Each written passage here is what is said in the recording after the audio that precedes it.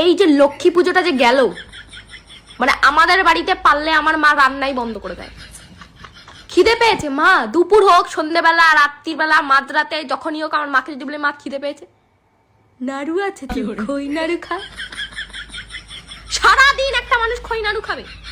সারাদিন মানলাম আছে, সারাদিন খই নাড়ু খাবে। গরমকালে কিছু হলেই আম খা, আর লক্ষ্মী পূজার পরে কিছু হলে খই নাড়ু খা, খিদে পেয়েছে। আমি বললাম মা সন্ধ্যেবেলা একটুখানি চাউমিন করে দাও। চাউমিন করবো কেন, খই নাড়ুগুলো খেতে পারছিস না, মোয়া রয়েছে। একটা মানুষ কত খই নাড়ু খেতে পারে? মানে খই নাড়ু খেতে খেতে খেতে খেতে আমি নাড়ু হয়ে যাচ্ছি।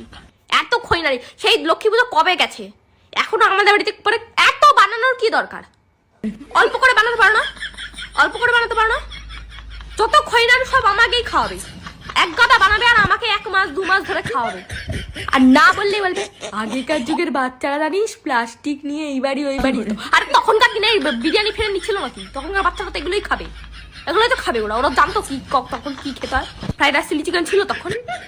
আগেকার বাচ্চা মানে সবসময় আগেকার বাচ্চা তো আগেই তুমি জন্ম দিতা, এখন দাও তো কি দরকার ছিল? আর প্রত্যেকবার এইসব ঝামেলা হওয়ার সময় কোনো একটা কাকিমা বা ঠাকুমা আমাদের বাড়ি চলে আসে।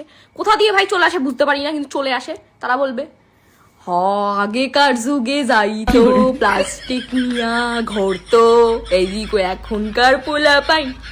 তুমি কি কাজে এসছো সেইটা করে চলে যাও। তোমার পোলা পাইনের গল্প করার কি দরকার ঠাকুমা?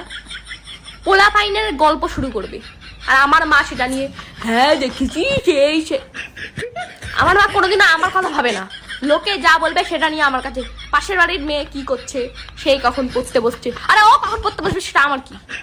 ও কখন পড়তে বসবে সেটা ওর ব্যাপার, আমি বসবো না তখন, ওর টাইম অনুযায়ী আমি বসবো।